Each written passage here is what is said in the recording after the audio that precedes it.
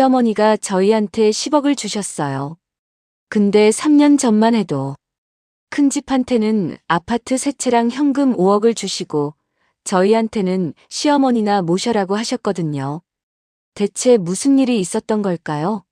이 이야기 끝까지 들으시면 충격 받으실 겁니다. 제 나이 35살, 결혼 7년 차 주부입니다. 남편은 이남중 막내고요. 시어머니는 72세세요. 3년 전 일입니다. 시어머니가 갑자기 두 아들을 불러 모으셨어요. 나 이제 나이도 있고 해서 재산 정리 좀 하려고 한다. 그 순간 제 심장이 쿵쾅거렸어요. 시어머니 명의 아파트가 세 채 있고 상가 2개, 예금이 한 5억 정도 있다는 거 알고 있었거든요. 설마 다 큰 집 주시는 건 아니겠지? 우리도 좀 받겠지? 그런데 큰아들한테는 아파트 3채, 상가 2개, 그리고 예금 5억 전부 준다. 형님 얼굴이 환해지는 게 보였어요. 저는 숨이 턱 막혔고요. 그럼 우리는요? 시어머니가 저희 쪽을 보시더니 막내는 나 모셔라. 너희 집에서 같이 살자. 끝이었어요. 재산은 한 푼도 없고 시어머니만 모시라는 거였어요. 집으로 돌아오는 차 안에서 저는 참을 수가 없었어요. 여보, 이게 말이 돼요. 똑같은 자식인데 왜 이렇게 차별을 해요? 미안해. 형이 장남이니까. 장남이면 다예요. 우리도 자식이잖아요. 남편은 그냥 고개만 숙이고 있었어요. 저는 너무 화가 나서 울었어요. 15억어치를 큰집한테 몰아주고 우리한테는 시어머니 모시는 것만. 이게 공평해? 근데 더 화난 건 그 다음 날이었어요. 형님한테 카톡이 왔더라고요. 동서야 미안 키읔키읔 근데 우리가 장남이잖아. 당연한 거 아니야? 너희는 어머님 잘 모셔드려. 우리는 바빠서 못 모시겠어. 저는 진짜 핸드폰을 집어던질 뻔했어요. 그런데 말이죠. 지금 생각하면 그게 시작이었어요. 시어머니의 엄청난 계획의 시작. 일주일 후 시어머니가 저희 집으로 오셨어요. 저희는 32평 아파트에 사는데 방이 딱 2개거든요. 하나는 부부방, 하나는 애방. 어머님 안방 쓰세요. 아니야. 너희가 써라. 결국 시어머니가 안방 쓰시고 저희 가족은 작은 방 하나에서 셋이 자게 됐어요. 솔직히 말씀드릴게요. 저는 속으로 엄청 짜증났어요. 큰 집은 아파트 3채 받아서 넓은 데서 살고 우리는 방도 제대로 못 쓰네. 근데요. 이 상황이 3년 후에 완전히 뒤바뀝니다. 어떻게 뒤바뀌는지 궁금하시면 구독과 좋아요 꼭 눌러주세요. 지금부터 진짜 이야기 시작입니다. 한 달쯤 지났을 때였어요.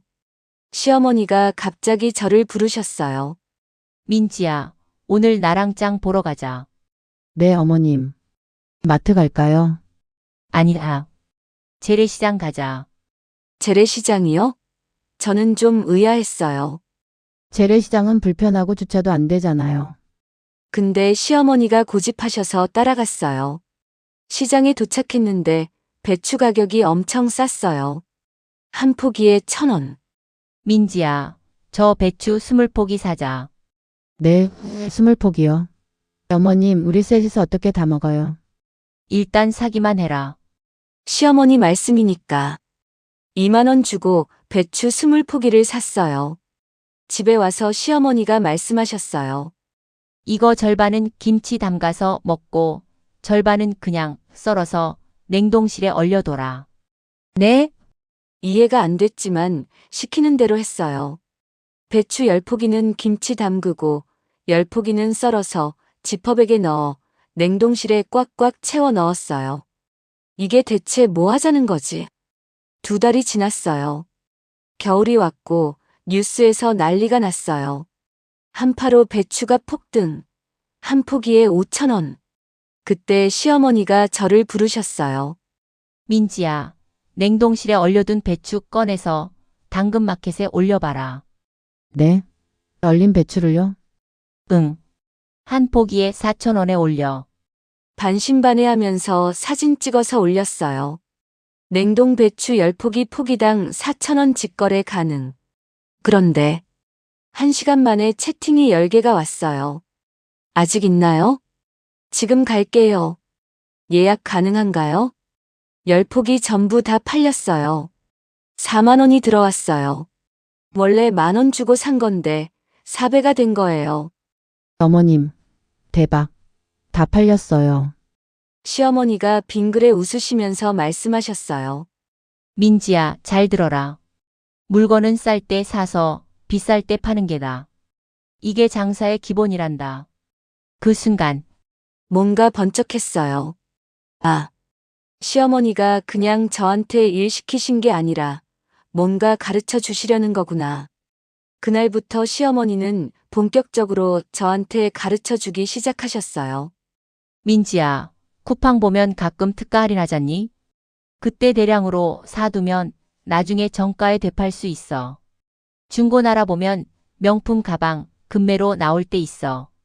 그거 사두면 몇 달 후에 더 비싸게 팔려. 부동산도 마찬가지야. 사람들이 관심 없을 때 사야지. 다들 관심 가질 땐 이미 늦은 거야. 시어머니는 젊었을 때 작은 도매 사업을 하셨대요. 거기서 번 돈으로 부동산 투자하셔서 지금 재산을 만드셨다고. 근데 어머님, 왜 저한테만 이런 걸 가르쳐 주세요? 형님한테는 안 가르쳐 주셨잖아요. 시어머니는 대답 안 하시고 그냥 빙긋 웃으셨어요. 저는 시어머니 말씀대로 시작했어요. 번개장터, 당근마켓, 중고나라. 처음엔 작은 것부터 시작했어요. 쿠팡에서 세일할 때 화장품 대량 구매 정가에 되팔기. 겨울 전에 패딩 싸게 사두기, 겨울 되면 비싸게 팔기. 명품 가방 급매물 사기, 몇 달 후 프리미엄 붙여 팔기. 첫 달에 30만 원 벌었어요. 어머님, 30만 원 벌었어요. 잘했다. 근데 이거 다 쓰면 안 된다. 전부 다시 투자해라. 두 번째 달엔 50만 원. 세 번째 달엔 80만 원. 6개월 후엔 월 150만 원까지 벌게 됐어요. 남편이 깜짝 놀랐어요. 여보, 당신 월급보다 많이 버네? 어머님이 가르쳐 주셨어. 1년쯤 지났을 때 제 통장에 돈이 1억 모였어요. 제가 직접 번 돈 1억이요. 시어머니가 말씀하셨어요. 민지야, 이제 그 돈으로 작은 상가 하나 사자. 내가 좋은 곳 알아봤어. 상가요. 1억으로 살 수 있어요. 강남역 근처에 작은 상가 하나 나왔어. 딱 1억. 2020년이었어요. 시어머니 말씀대로 상가를 샀어요. 그리고 2년 후 그 상가 가격이 2억이 됐어요. 게다가 월세가 매달 150만 원씩 들어왔어요. 어머님, 대박이에요. 1억이 2억이 됐어요. 팔지 마라. 더 오를 거다. 월세 받으면서 버텨라. 그런데 말이죠. 그 무렵 큰 집에서 이상한 소문이 들리기 시작했어요.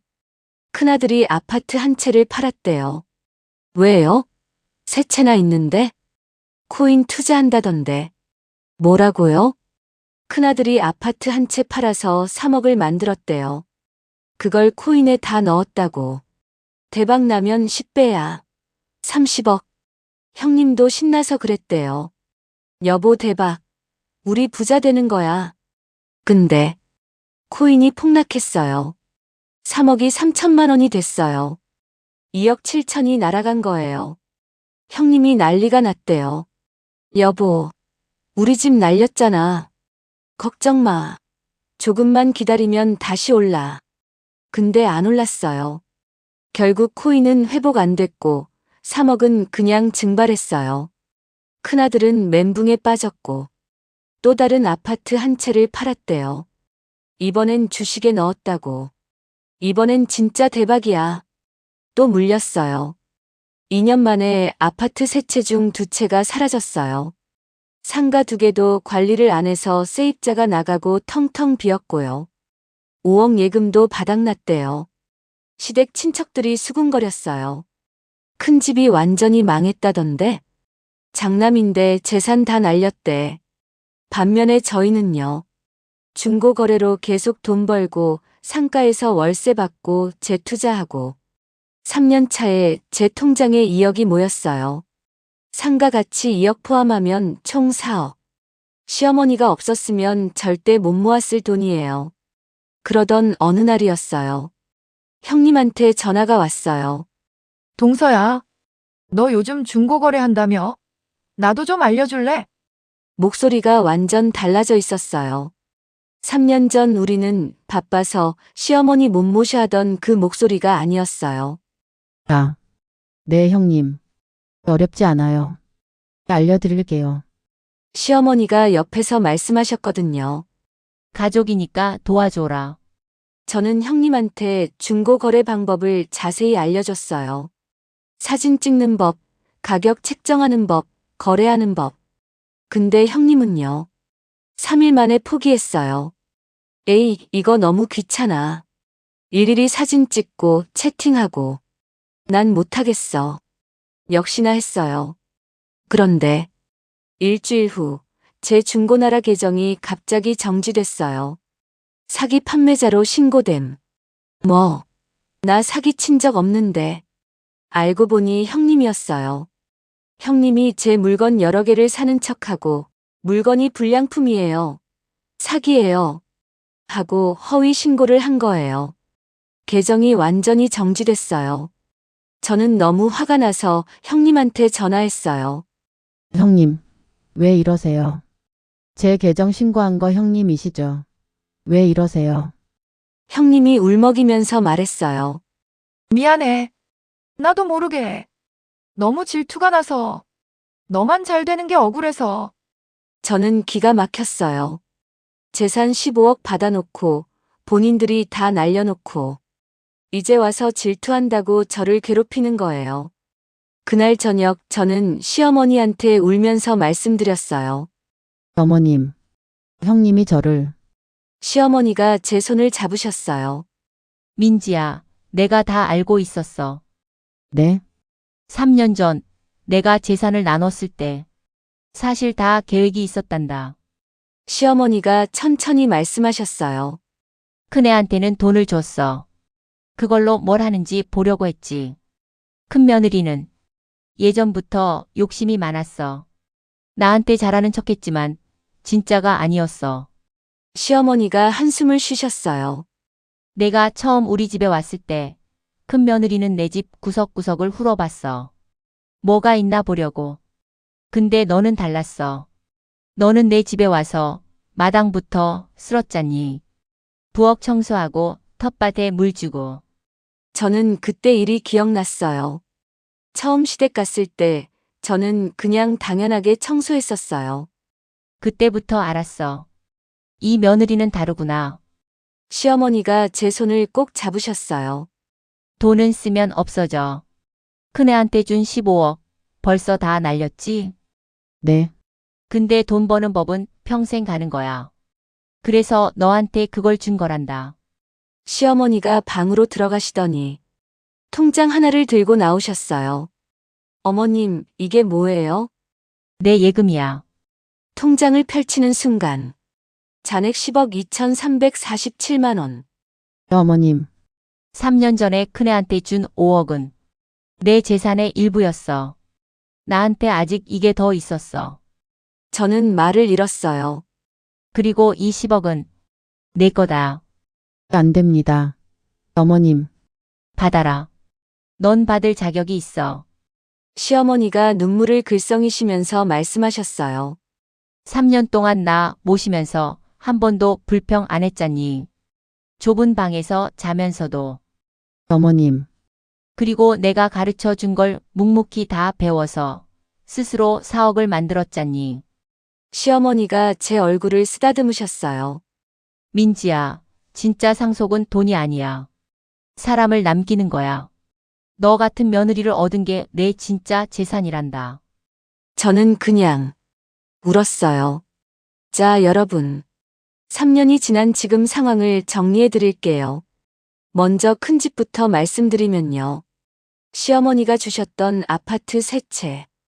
하나는 코인 투자하다가 날렸고요. 하나는 주식 물려서 급매로 팔았어요. 마지막 하나만 겨우 남아있는데 그것도 대출이 끼어 있대요. 상가 2개는요? 세입자 관리를 안 해서 다 나갔고 지금은 텅텅 비어 있어요. 월세 수입 제로. 현금 5억은요? 사업 실패, 투자 실패로 바닥났어요. 지금 큰아들 통장 잔액이 얼마냐면요. 200만 원도 안 남았대요. 3년 전에 15억을 받았는데 지금은 겨우 3억어치 아파트 하나. 12억이 증발한 거예요. 그럼 저희 집은 어떻게 됐냐고요? 3년 전 저희는 진짜 아무것도 없었어요. 32평 아파트도 전세였고요. 근데 지금은요. 제가 중고 거래로 번 돈이 2억. 시어머니 말씀대로 산 상가 지금 시세 2억. 그리고 얼마 전에 시어머니가 주신 돈 10억. 총 14억입니다. 게다가 제 유통업체가 매달 순수익 500만 원씩 나와요. 상가 월세도 150만 원씩 들어오고요. 3년 만에 완전히 뒤바뀐 거예요. 근데 더 놀라운 건요. 제 통장에 있는 14억은 관리할 줄 아는 14억이에요. 큰 집이 날린 15억은 관리 못해서 날아간 15억이었고요. 시어머니가 저한테 주신 건 단순히 돈이 아니었어요. 돈을 지키는 법, 불리는 법, 관리하는 법까지 다 가르쳐 주신 거예요. 숫자만 보면 저희가 14억, 큰 집이 3억. 근데 진짜 차이는 숫자가 아니에요. 앞으로 계속 벌 수 있는 능력이 있냐, 없냐. 저는 앞으로도 계속 벌 수 있어요. 시어머니가 가르쳐 주신 방법으로요. 근데 큰 집은 남은 3억마저 언제 날릴지 몰라요. 관리하는 법을 모르니까. 이게 바로 시어머니가 저희한테 보여주신 거였어요. 재산과 능력의 차이. 지금은요. 큰아들 내외가 저희한테 빌부터 살아요. 아파트 팔고 월세로 이사 갔는데 생활비도 없대요. 시어머니가 저한테 말씀하셨어요. 민지야, 큰 집도 좀 도와줘라. 가족이잖니. 저는 큰아들한테 일자리를 주선해줬어요. 제가 이제 중고 거래를 넘어서 작은 유통업체를 차렸거든요. 거기 물류 담당으로 큰아들 취직시켜드렸고요. 형님한테는 재고 관리 일을 맡겼어요. 처음엔 자존심 상해하셨지만 지금은 열심히 일하세요. 동서야. 정말 미안해. 그리고 고마워. 형님이 눈물 흘리면서 사과하셨어요.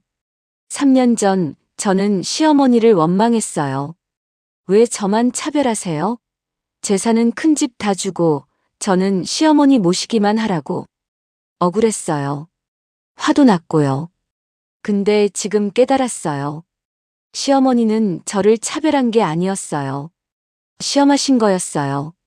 누가 돈을 잘 관리하는지, 누가 진짜 가족을 생각하는지, 누가 배울 자세가 되어 있는지, 그리고 진짜 사랑하는 사람한테는 썩어 없어질 돈이 아니라 평생 쓸 수 있는 능력을 주신 거예요. 만약 3년 전에 제가 아파트 세 채를 받았다면 저도 큰 집처럼 탕진했을 수도 있어요. 관리할 줄 모르니까. 대신 시어머니는 저한테 물고기를 준 게 아니라 물고기 잡는 법을 가르쳐 주신 거예요. 지금 저는 시어머니한테 너무 감사해요. 아니, 감사를 넘어서 존경해요. 진짜 상속이 뭔지 보여주셨거든요. 여러분, 이 사연 어떠셨나요? 저는 사연 루틴입니다. 여러분의 사연을 받아서 이렇게 전해드리고 있어요. 만약 여러분이라면 어떤 선택을 하셨을까요? 1. 당장 받을 수 있는 큰 재산 15억. 2. 아무것도 없지만 배울 수 있는 기회. 댓글로 여러분 생각 꼭 남겨주세요. 그리고 이런 반전 사연 더 보고 싶으시면 구독 버튼 꾹 눌러주시고요. 좋아요와 알림 설정까지 부탁드립니다. 다음 사연도 진짜 충격적인 반전이 있어요. 남편이 바람 피워서 이혼했는데 3년 후 전 남편이 무릎 꿇고 찾아왔습니다. 왜냐면 궁금하시죠? 다음 영상에서 만나요.